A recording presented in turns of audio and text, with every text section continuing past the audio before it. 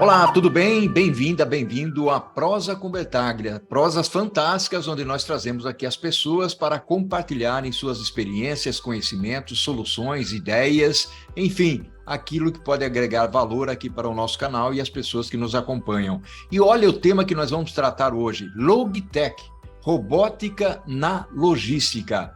A história da logística também é uma história de automação, desde o motor a vapor até a empilhadeira, passando aos robôs de hoje. Assim, o interesse de hoje em novas máquinas, depois de uma pausa de vários anos, tem muitos precedentes. Muitas tendências estão impulsionando a automação robótica para o topo da agenda dos líderes logísticos, sendo elas uma crescente escassez de mão de obra, uma explosão na demanda no comércio online e alguns avanços tecnológicos importantíssimos. Estima-se que a indústria de transporte e armazenagem tem o terceiro maior potencial de automação de qualquer setor. E é sobre automação robótica que iremos prosear aqui na Prosa com Bertaglia. E para refletir sobre isso, eu terei o privilégio de trazer aqui, para refletir comigo, o Marcos Lima. Olha só que honra, que orgulho eu tenho aqui em trazer o Marcos para poder prosear comigo e contar um pouco sobre a Logitech, a startup que ele montou, principalmente nessa área de robótica. Marcos, seja bem-vindo à Prosa com Bertaglia. Muito obrigado, Paulo Bertaglio, por essa oportunidade. É uma honra estar aqui podendo falar com você sobre esse tema que é muito importante, muito relevante, que é a automação robótica aí na logística. E espero poder contar um pouco sobre a Acta Robotics aí, o que a gente está fazendo no Brasil nesse segmento. Bacana, muito legal. Antes de nós começarmos aqui, você falar de solução, falar de problemas que eventualmente você resolve, quem que é o Marcos Lima? Bom, eu sou um manauara, né? Nasci no Amazonas, apesar de ter minha família no Rio de Janeiro, mas cresci e nasci em Manaus. Me formei na Estadual do Amazonas, Engenharia de Controle e Automação, e desde lá sempre fui apaixonado por robótica, né? Desde quando eu entrei na graduação, participei de várias competições de robótica e acabei desenvolvendo esse talento aí ao longo dos anos, né? Vim para a Unicamp aqui em Campinas, fiz mestrado e doutorado em engenharia, e hoje estou com a startup aqui, a Acta Robotics, com o intuito da gente realmente trazer soluções de robótica aqui para o Brasil que sejam de custo mais acessível e possam realmente ajudar as empresas a automatizarem seus processos. Então, eu sou um cara assim super entusiasmado, amo tecnologia e principalmente tenho uma grande paixão por robótica e quero trazer esse impacto aqui para o Brasil, realmente mostrando que o nosso país tem talentos e também a gente consegue inovar nesse setor. Olha só que bacana, fantástico o Marcos. Eu gostaria de evoluir já, porque na realidade as ideias nascem muitas vezes para resolver problemas de alguma maneira, ou suportar algumas necessidades da sociedade ou das empresas. Como é que surgiu essa ideia da sua empresa, dessa startup, e que problemas, que dores, né? Vamos falar de dores, que dores você busca resolver dentro das organizações, o Marcos? Então, eu venho observando aí o mercado de robótica mundial, né, desde quando eu entrei na universidade, sempre fui muito curioso. E algo que me chamou muito a atenção foi o que aconteceu com a Amazon ali em 2012, né, com a aquisição da Kiva Robotics, que, para quem não sabe, é uma empresa de robótica que prestava serviços para a Amazon, onde tinha aqueles robôs que transportavam as estantes ali dentro de galpões logísticos e tal. E foi uma das maiores transações eh, da história, né, nesse ramo de robótica, né, cerca de 775 milhões de dólares, a startup foi comprada por esse valor. E isso me chamou muita atenção, porque a Amazon hoje é uma líder mundial, né, no seu mercado, então isso significa que ela sempre busca estar sempre à frente da concorrência, né? Então, eu fui a fundo estudar por que que ela decidiu investir tanto dinheiro nesse tipo de solução, e aí comecei a entender que é uma questão de primeiramente, escassez de mão de obra, porque para você ser líder hoje mundial, e quem é operador logístico sabe que é um mercado muito competitivo, né? Hoje a briga é quem entrega mais rápido e quem tem a maior variedade de produtos, então você precisa ter conseguir atender essa demanda, essa crescente demanda, né, que vem acontecendo, principalmente agora depois da pandemia, né? Então a gente teve até um crescimento aí no e-commerce de mais ou menos 27%. Então realmente isso tende a crescer cada vez mais.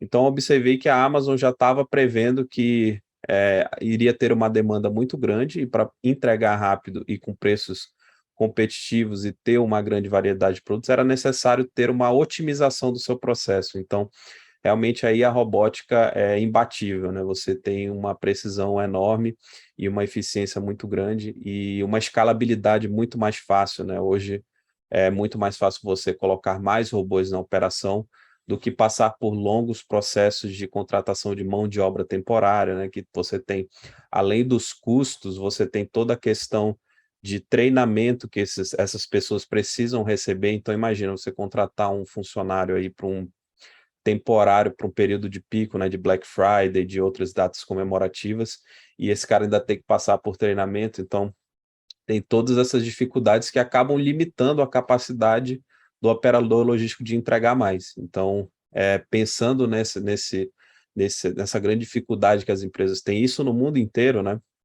Eu quis realmente desenvolver uma solução que funcionasse aqui no Brasil, né, que fosse realmente pudesse atender essas empresas aqui e ajudá-las a crescer cada vez mais.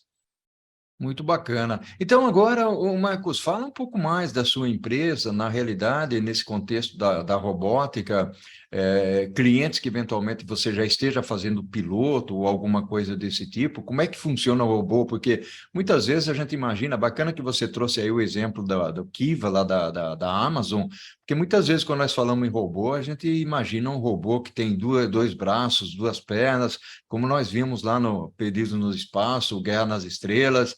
Não é isso, não, Marcos. Fala um pouquinho aí da sua solução, como é que isso funciona. O pessoal aqui está sedento por ouvir aí um pouco mais de conteúdo, né, do que você está desenvolvendo.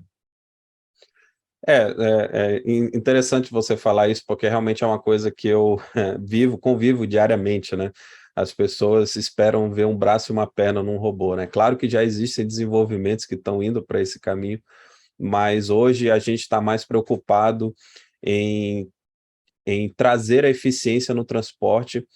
E uma coisa muito importante é que o robô, ele não necessariamente ele vai trazer um malefício para o operador que está trabalhando lá, muito pelo contrário, ele vai ajudar. Então, o objetivo do robô é exatamente fazer todo o trabalho pesado e enquanto o operador faz o trabalho mais leve, que seria, por exemplo, no nosso caso, né, nós temos um robô móvel autônomo que faz toda a parte de transporte de materiais e o operador fica encarregado apenas de colocar os produtos no robô. Então, assim, é um robô colaborativo que vai ajudar a tirar essa carga do operador e vai ajudar o processo a ter mais produtividade através da automatização do transporte dessas cargas. Então, isso é muito importante porque nós já visitamos diversos centros logísticos aí, conversamos com operadores e sempre tivemos aí relatos de operadores que têm lesões no joelho, lesões na coluna, isso porque eles precisam atender aquela grande demanda que eu comentei no começo e precisam andar muito, né? A gente tem uma estimativa aí que um operador logístico anda de cerca de 7 quilômetros, né, por dia, dentro da operação. Então, você imagina você andando 7 quilômetros ali, tendo que fazer rápido e carregando peso, né? Então, isso acaba gerando muito peso para o operador. Então, pensando nisso, nós criamos o Capabot, né? Capabot K100 é o nosso primeiro modelo de robô. É um robô que consegue transportar aí até 100 quilos, então ele foi desenvolvido para pequenos produtos aí, operações especialmente de e-commerce, que tem um giro maior. Então, o objetivo do robô é justamente esse, é que o operador faça o picking, coloque no robô, e aí nós temos ferramentas que ajudam na verificação do produto, na contagem, e o robô faz toda a parte de transporte autonomamente. Então, com isso, você tem uma dinâmica muito mais acelerada, conseguindo aumentar a produtividade até 3 vezes do processo. Então, realmente é um robô móvel, né, que tem ali similar a um carrinho, porém ele tem toda essa questão de inteligência artificial que ajuda não só no transporte autônomo, mas também em dados que são muito importantes para a otimização do processo. Bacana, legal. E aí, quando você fala dessa perspectiva, e você mencionou lá no início, o Marcos, que você trouxe a ideia para o Brasil, como é que é isso em termos de estabelecer uma organização, um time, uma equipe? Você tem os desenvolvedores, as peças, como é que é isso? Como é que você, já que você está montando essa solução, está nacionalizando, posso chamar dessa maneira, conta um pouco para a gente, Marcos, como é que funciona isso? Um dos grandes desafios aqui do Brasil é o custo, né? No fim das contas, o empresário quer ter a solução, acha a boa solução, mas a conta precisa fechar, né? E hoje esse é o gap que não acontece aqui no Brasil até agora, né? Agora nós estamos trazendo essa solução. Mas o que acontecia antes era que você tinha soluções boas que já funcionam lá fora, em outros países, mas que quando você importava, você tinha um alto custo de importação e a questão do suporte, né? Porque você não tem um suporte local. Normalmente esses centros de suporte ficam fora do Brasil, então você tem um alto custo não só de implantação da tecnologia, mas também de suporte. Então, o grande desafio era conseguir fazer uma tecnologia que fosse tão avançada quanto as que existem lá fora para atender esse mercado e que tivesse um custo muito menor. Então, isso aí só o primeiro desafio já é muito grande, né? Então, o segundo também já adiciona mais ainda dificuldade. E aí, essa minha jornada começou dentro da faculdade, né? Quando eu comecei a buscar alunos para a minha equipe de robótica, onde a gente levava o nome da universidade em diversas competições de robótica no Brasil. Então, ali eu já comecei a ter a primeira experiência de como que era contratar essas pessoas, quais eram as skills que elas precisavam ter. E isso me ajudou muito, né? Naquela época eu não pensava nisso, né? Mas hoje isso me ajuda muito a entender que tipo de profissional é preciso ter. E aqui no Brasil, é discutível, algumas pessoas podem falar, você não tem muitas pessoas treinadas em robótica. Realmente, aqui é um mercado muito novo que a gente está trazendo aqui para o Brasil, mas ao mesmo tempo nós temos pessoas altamente qualificadas. Então, o que que a gente faz hoje, como nós somos 100% fabricantes do hardware e 100% fabricantes do software, nós precisamos dessa mão de obra aqui no Brasil para fazer essas duas atividades. Mas o que a gente faz é recruta pessoas, recruta talentos aí que têm grande potencial e a gente treina esse pessoal dentro da nossa empresa. Então, a gente trabalha muito aqui, a nossa cultura da empresa, trabalhar muito com crescimento pessoal, entendeu? A gente trabalha muito em treinar aquele profissional para que ele tenha essa skill necessária para desenvolver aquela tarefa. E isso a gente consegue fazer por conta dessa minha experiência de mais de 12 anos de robótica. E é assim que a gente tem conseguido se desenvolver aqui no Brasil, é realmente baseado na pessoa, no treinamento, no desenvolvimento pessoal dos nossos funcionários. Que bacana, muito legal. Marcos, vamos fazer o seguinte, meu amigo, a conversa está muito gostosa, realmente ela está evoluindo bem por aqui. Nós vamos chamar a Corujinha aqui para ela trazer um café, uma água para nós, e nós vamos daqui a pouquinho conversar, deixa eu fazer um spoilerzinho aqui, nós vamos conversar sobre o futuro, sobre a tecnologia ainda, você falou em software, em hardware, mercado, eu gostaria de desbravar um pouco esse lado de mercado, e os maiores desafios, principalmente entender se as lideranças estão enxergando realmente isso como uma necessidade ou algo que pode ser implementado. Vamos fazer isso, Marcos? Vamos, excelente. Olha só que prosa fantástica, trazendo aqui o Marcos para falar sobre robótica, muito bacana, estou gostando muito aqui da nossa prosa, muito legal, nós já tomamos nosso café, nossa água, né, Marcos? Marcos, meu amigo, eu queria explorar um pouquinho mais o lado de mercado. Como é que o mercado enxerga uma solução de robô, uma solução robótica? E como é que os líderes de logística estão, de certa forma, eu vou usar a palavra aceitação, talvez não seja a palavra correta aqui, mas vamos por esse caminho. Como é que está a aceitação disso? Porque é um desafio, né, Marcos? É um desafio muito grande, Paulo, e assim, aqui no Brasil especialmente, né? Aqui assim, pela minha experiência, pelo que eu tenho conversado com outros operadores, né, existe um certo receio realmente de implantar a robótica no seu processo, até porque isso é encarado como um pulo muito grande, né? Então, é aquela questão de, às vezes, a gente fala de indústria 4.0 e muitas vezes aqui no Brasil a gente não tem nem a 3.0, né? Então, às vezes é um pulo muito grande que você tem que dar no seu processo, né? Às vezes é necessário algumas mudanças internas, isso causa algum receio. Porém, a gente tem trabalhado muito para mostrar que isso não é tão impactante assim quanto parece, né? É possível se iniciar com pequenos pilotos, né? Você iniciar ali parte da operação, colocando 1, 2, 3 robôs ali para entender melhor como que é o seu processo e aí ganhar mais confiança e ficar mais confortável com a implantação da tecnologia no seu processo.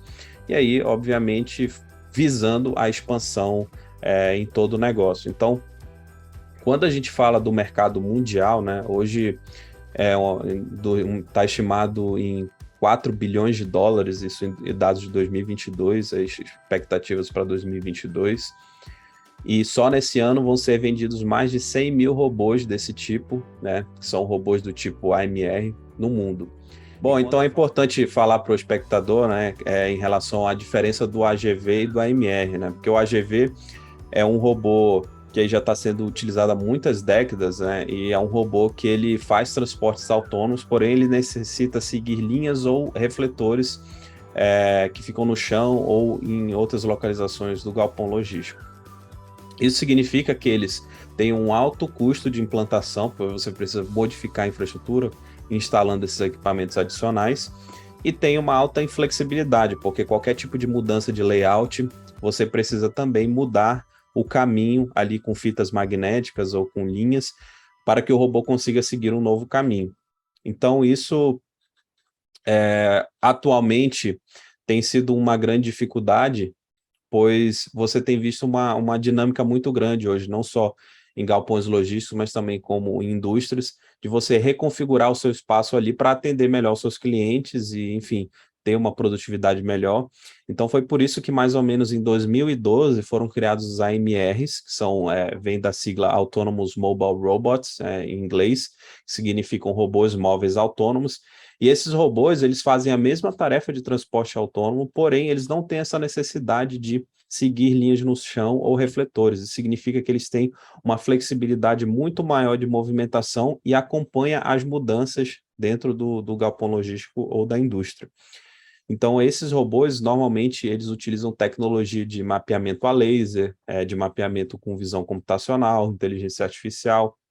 Então, é essa tecnologia que a gente está trazendo para o Brasil de forma a trazer mais flexibilidade para os operadores logísticos, né? Então, como eu havia comentado, né, só esse ano está previsto de serem vendidos mais de 100 mil robôs desse tipo no mundo inteiro, né? E por incrível que pareça, no mundo inteiro existem pouco mais de 200 players aí que realmente estão bem estabelecidos no mercado. Então, se você pensa no mundo inteiro, né, é um número bem pequeno, né? Ou seja, realmente é um mercado que você precisa ter um conhecimento muito grande, precisa ter um investimento muito grande para você poder trazer essa solução realmente boa que atenda o mercado, né? E aqui no Brasil, né, desculpa, só concluindo, Uhum. aqui no Brasil a gente tem uma expectativa, tá? É um mercado ainda que está muito aberto, né? As empresas estão começando a vir para cá, estão começando a olhar o Brasil de uma maneira diferente, e é aí que a gente quer realmente aproveitar esse gap e realmente se implantar e acelerar o desenvolvimento com a Acta Robotics.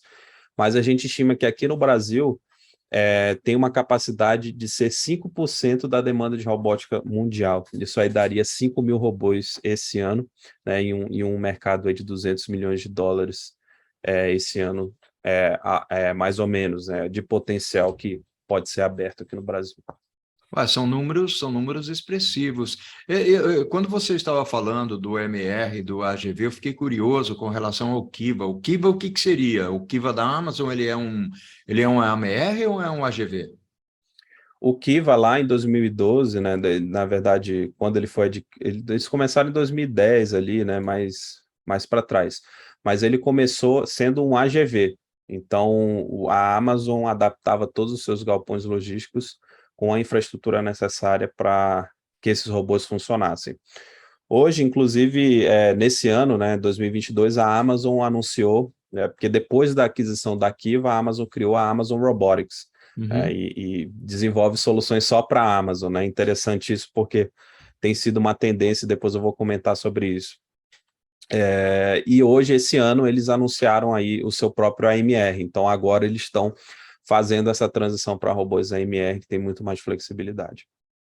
Você já pode embalar e falar um pouco dessas tendências aí, porque eu queria entender um pouquinho como é que é o futuro disso, né? E tanto na perspectiva mundial, de grandes players como a Amazon, como também na perspectiva de Brasil. Excelente. Olha, a gente tudo começou com a Amazon, né? A Amazon realmente foi a que deu o grande boom nessa questão de robótica, que abriu o olho para muitas outras empresas a quererem desenvolver essa questão da robótica. Então, a tendência era que grandes players de e-commerce, especialmente, né, investissem em robóticas. Isso, a gente tem um exemplo aqui da Shopify, por exemplo, que também é uma grande operadora aí de e-commerce, e comprando a Six Rivers aí em 2019, mais ou menos, por 450 milhões de dólares. E a gente tem visto também, né, além de... tem casos também como a Alibaba, né, que também desenvolveu seu centro de robótica. Então, esses grandes grupos, né, têm investido muito em robótica. E a gente tem visto também, nessa questão de logística, outros players que prestam serviços para operadores logísticos também investindo em robótica como meio de agregar aos seus serviços. Então, por exemplo, a Zebra Technologies, né, que aí trabalha com impressoras térmicas, leitores de QR Code, tem vários tipos de materiais, comprou a Fetch Robotics aí em 2021 por 290 milhões de dólares. Então, não é um player de e-commerce, mas a estratégia deles é o quê? Agregar mais valor nos seus serviços, né, oferecendo a robótica também. Então, e hoje, em 2021 também, ano passado, a gente já tem visto uma nova tendência, que é grandes players de robótica comprando outras startups de robótica para incrementar o seu portfólio. Então, em 2021, a Lox Robotics, que é uma das líderes, na verdade é a líder mundial nessa área de e-commerce aí, de AMRs, adquiriu a Waypoint Robotics, porque a Lox Robotics ela só tinha um tipo de robô. É um robô similar ao nosso, que faz apenas a parte de transporte de materiais dentro do logístico, também nessa pegada de até 100 quilos, pequenos produtos, mas eles precisavam expandir seu portfólio para robôs mais pesados, robôs que tivessem uma certa flexibilidade, e aí essa startup fazia esses outros modelos de robô, então a Locus adquiriu essa startup, então incrementando o seu portfólio. Então é bem interessante o que a gente tem visto aí em tendências no mundo. Aqui no Brasil, a gente já tem visto startups de robótica aí em outros segmentos, não necessariamente da intralogística, que é o que a gente trabalha, mas de outros setores, também fazendo parceria com grandes empresas, né? A gente já viu a iFood aí trabalhando com robôs, então a gente espera que grandes players aqui, como por exemplo Mercado Livre, né? Você tem Magazine Luiza, você tem aí vários outros grupos que podem querer investir em robótica também para conseguir acelerar os seus processos e conseguir dar mais produtividade aí e entregar seus produtos mais rápido e com mais eficiência aqui no Brasil. Então, eu acredito que a tendência aqui no Brasil é cada vez mais as grandes empresas, grandes operadores de e-commerce abrirem o olho para isso e também buscar investimento nessa área, até porque é muito mais vantajoso a longo prazo você ter essa solução internalizada do que você ter terceirizada, né? Uhum. E aí, você já tem implementado esses robôs ou tem feito pilotos desses robôs nas empresas? O que você tem visto em relação ao feedback que tem sido dado pelos executivos das empresas, ou seja, quais são as perspectivas, e eu já gostaria que você emendasse, qual que é o próximo passo, né? Que o robô você já tem, já está testando, tanto pela perspectiva de hardware como de software, ou seja, qual que é o próximo momento, né, dentro da sua empresa, o Marcos?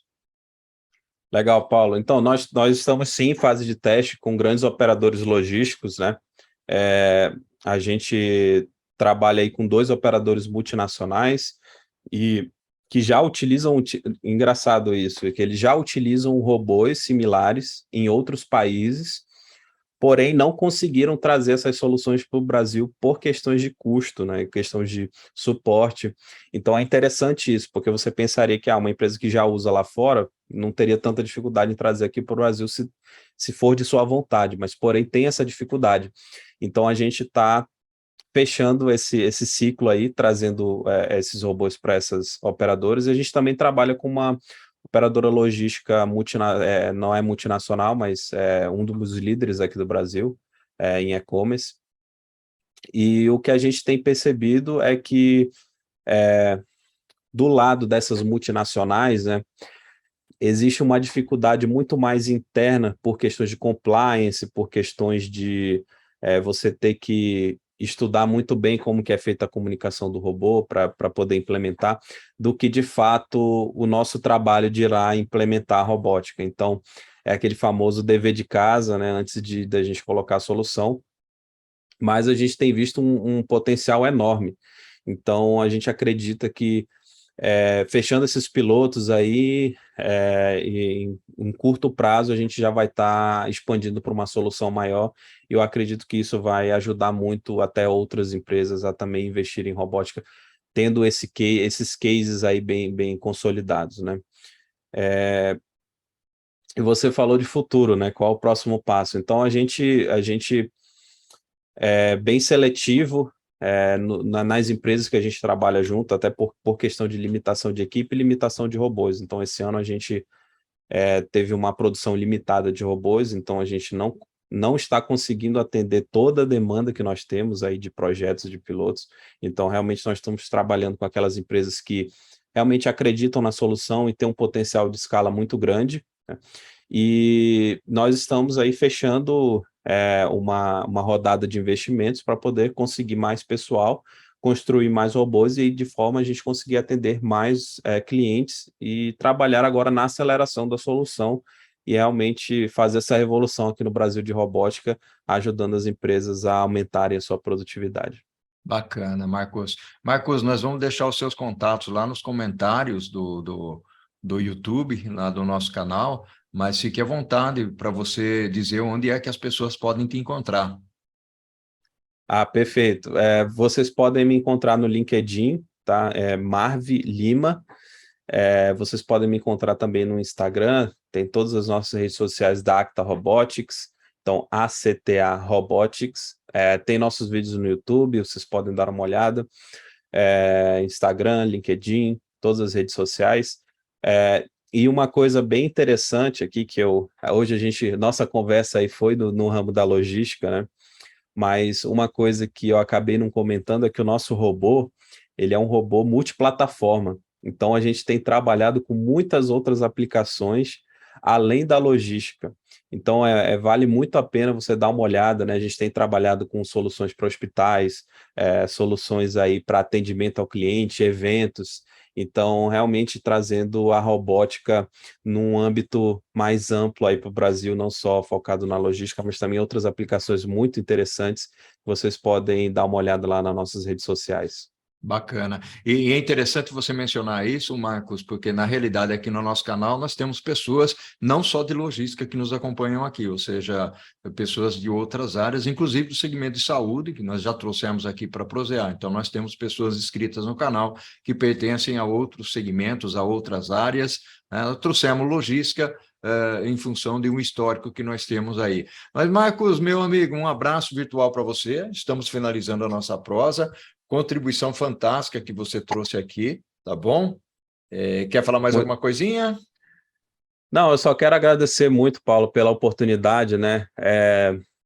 Como eu falei, é um desafio muito grande a gente conseguir mostrar para as pessoas que a gente tem o potencial também aqui no Brasil de trazer essa tecnologia e usar a sua plataforma aí realmente é uma grande ajuda para nós. Então, agradeço muito essa oportunidade e vou ficar de olho, eu te acompanho bastante, adoro as prosas, então com certeza vamos continuar aí nessa parceria. Muito obrigado. Bacana, bacana. Gratidão enorme, Marcos, ao infinito e além, e o que nós fazemos em vida ecoa lá na eternidade. Abração. Abração, meu amigo.